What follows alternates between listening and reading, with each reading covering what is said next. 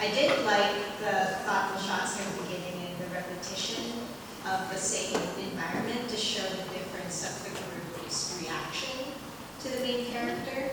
I did feel that the dialogue was a bit soft, that I couldn't quite catch exactly what was going on and what the story was trying to say. But other than that, I think the actors did a great job of kind of showcasing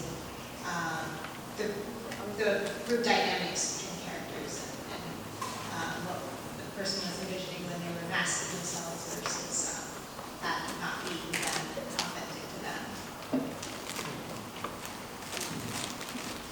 I think that the editing on like the green screen and the blue screen is really good. Like I didn't see like almost like any like the blue or green screen. So kudos to that.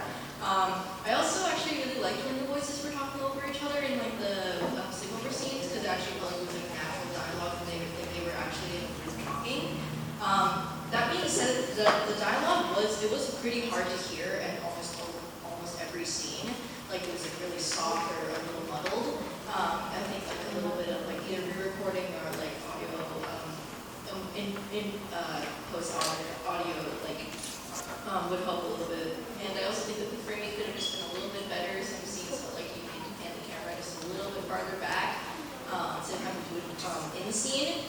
But other than that, I actually really liked that like there wasn't like a physical mask. It was really legitimately just the character's expression that tells you that this character is masking rather than like a physical representation of that. And I really enjoyed that.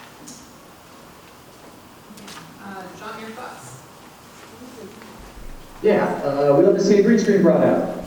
If you're going to get into live action filmmaking, that's the technology you're going to want to get familiar with and eventually master. So I love to see that as a technology to expand the sets you're able to shoot it on. The piece as a whole did have some audio issues, as mentioned. Again, to me, that's something that, will do nothing but hurt a piece. So the sooner you can figure out how to get those sorted, the better. If I heard correctly, there's somebody who's very interested in audio engineering in the audience today, another creator. So maybe go make friends with those people. If you had trouble with your audio on this piece, find a friend who can teach you about those things. That's how I learn about the other disciplines. I find an expert. And I go to them and just say, hey, give me like 3 tips. Like, how do I make sure that I don't run into this on my next film?